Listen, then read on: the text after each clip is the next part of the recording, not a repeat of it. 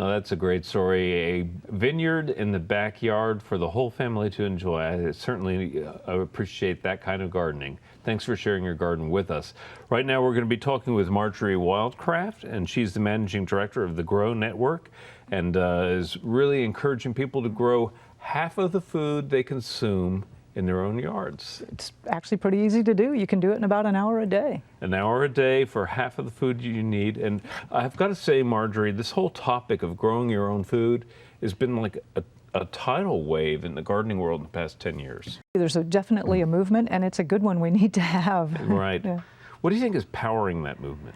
Well, we actually did a survey to our members a while ago, and I was very surprised that the cost of food was very far down, like that was not an issue. Really? One of the number one things was just the spiritual aspect of it, I would say. Mm-hmm. You know, growing your own food is the antidote to too much civilization.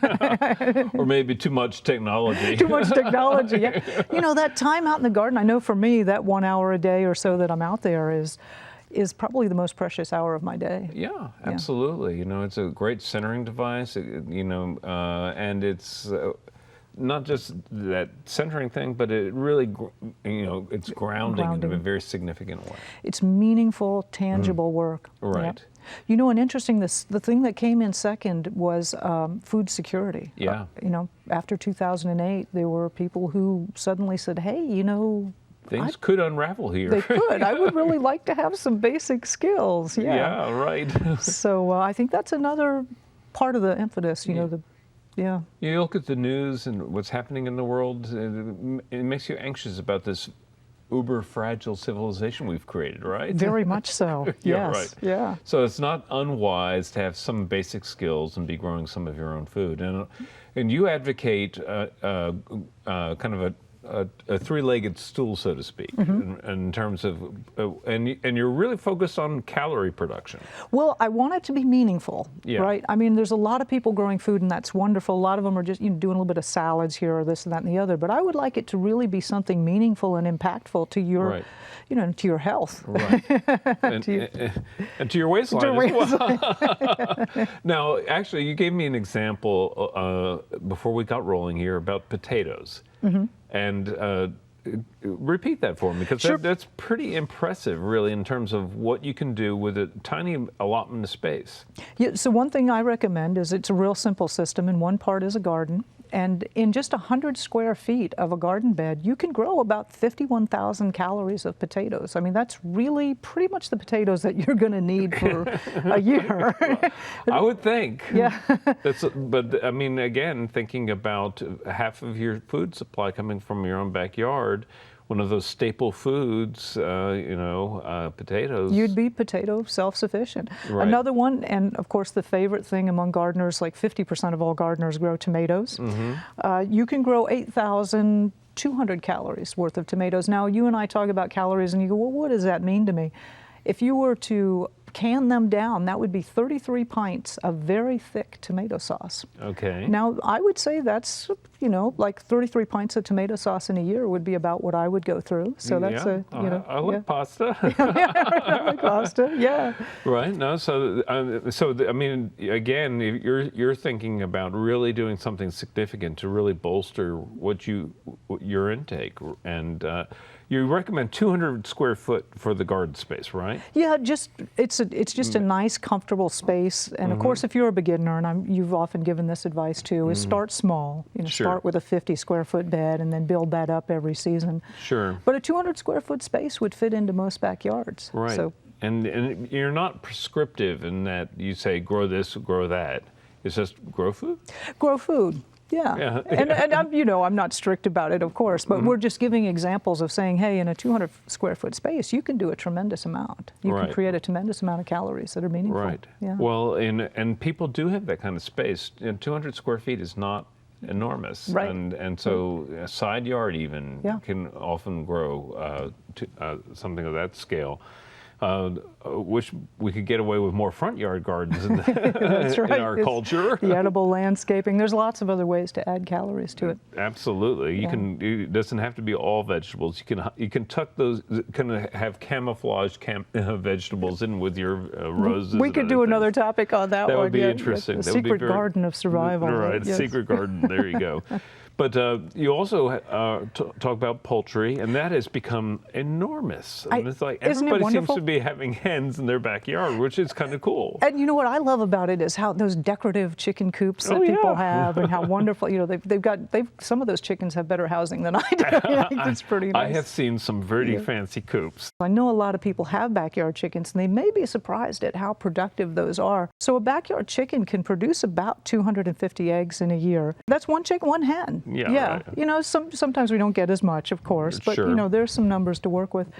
One medium-sized egg is about 63 calories. And if you have a flock of 6 hens, which is a good backyard-sized flock, you're going to be producing about 94,500 calories.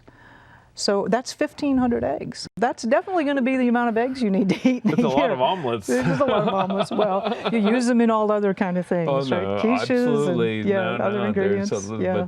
But I think of omelets, but Yep. or maybe some migas. That would be great. Yep. But you know, but people are enjoying this, and Yeah. they're obviously benefiting from it, and they get kind of personal with their chickens. Oh my gosh, the antics of chickens, right? Yes.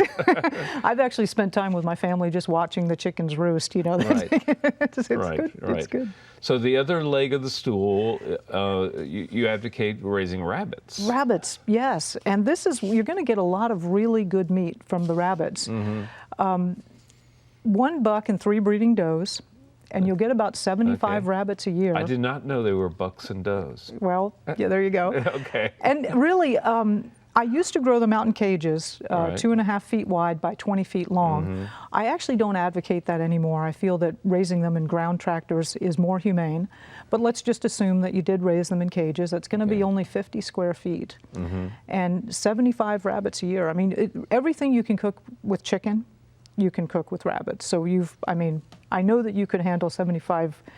I don't know if I 75 can chickens. handle the transition from bunny in the backyard to table as well as some people might.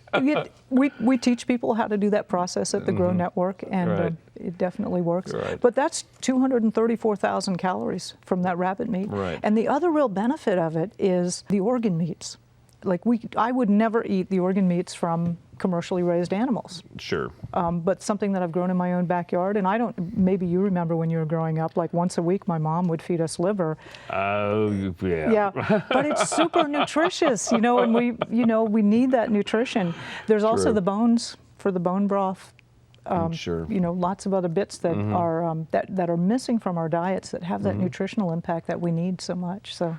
Well, you've organized this into a collection of DVDs, and you have what you call it as an online summit where you bring in experts from all around the world. Tell me a little bit about that. Sure, it's called the Homegrown Food Summit, and once a year in the early spring, it's an online event, and it is a global event. Actually, I just got an email from a woman from Prague. But we feature, pretty much all the most notable and famous people that are involved with backyard research. John Jevons of Grow Biointensive, Joel Salatin, America's Farmer, Carol Deppy, the author of Resilient Gardener, our very own John Drumgold is presenting. Sure. We have 2 other fine Texas, Nicole Telks from the Wildflower School of Botanical Medicine, and Sam Kaufman from the Human Path.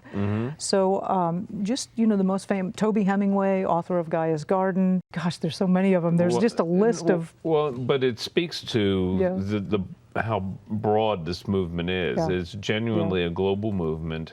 And when we're seeing it in Austin very deeply now, with Yeah.